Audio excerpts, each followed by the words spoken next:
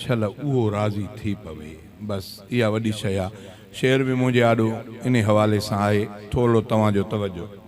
तू मुंहिंजा खुदा राज़ी करे तोखे वठा, सगदे तू मुंहिंजा खुदा राज़ी करे तोखे वठा, राज़ी करे तोखे वठा।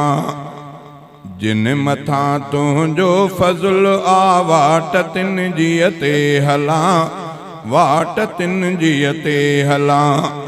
जिन मथा तुंहिंजो फज़ल आ वाट तिन जीअ ते हला, वाट तिन जीअ ते हला। सगदे तू मुंहिंजा खुदा, सगदे तू मुंहिंजा खुदा राज़ी करे तोखे वठा, राज़ी करे तोखे वठा। मां कयां अहिड़ी इबादत जो वञा तोखे वणी, आ वञा तोखे वणी। मां कयां अहिड़ी इबादत जो वञा तोखे वणी, हा वञा तोखे वणी। ख़ासि तुंहिंजे बानड़नि मां कयां अहिड़ी इबादत जो वञा तोखे वणी, हा वञा तोखे वणी। ख़ासि तुंहिंजनि बानड़नि मां मिठा मालिक थियां, मां मिठा मालिक थियां।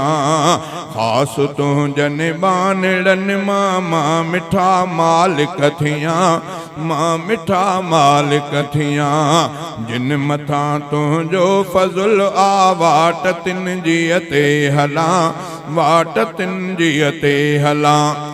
जिन कमनि सां तूं थे राज़ी शल उहे कम मां कयां, शल उहे कम मां कयां।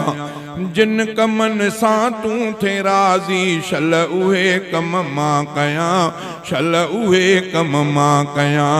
शिरक बिदअत खां बची, शिरक बिदअत खां बची तौहीद खे दिल में रखां, तौहीद खे दिल में रखां। सगदे तू मुंहिंजा खुदा राज़ी करे तोखे वठा, राज़ी करे तोखे वठा।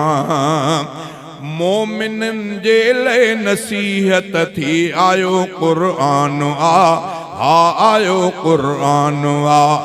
मां मिठे क़ुर्आन जो मफ़हूम भी समझी सघां, हा मफ़हूम भी समझी सघां। सगदे मूंखे तूं ख़ुदा राज़ी करे तोखे वठा, राज़ी करे तोखे वठा। जिन मथां तुंहिंजो फज़ल आ वाट तिन जीअ ते हला, वाट तिन जीअ ते हला। सब सच्चा फरमान आहिनि मुस्तफ़ा महबूब जा, मुस्तफ़ा महबूब जा।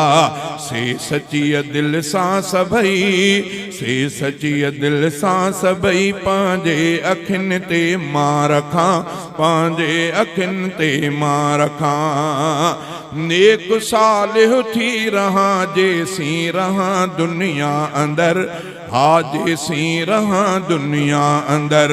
हर हुक्म तुंहिंजो मिठा अल्लाह दिल सां पियो मञा, हर हुक्म तुंहिंजो मिठा अल्लाह दिल सां पियो मञा, हा उहो दिल सां मञा। सगदे मूंखे तूं ख़ुदा राज़ी करे तोखे वठा, राज़ी करे तोखे वठा। बिस्तरे जे मौत खां बेहतर शहादत थो मञा, बेहतर शहादत थो मञा।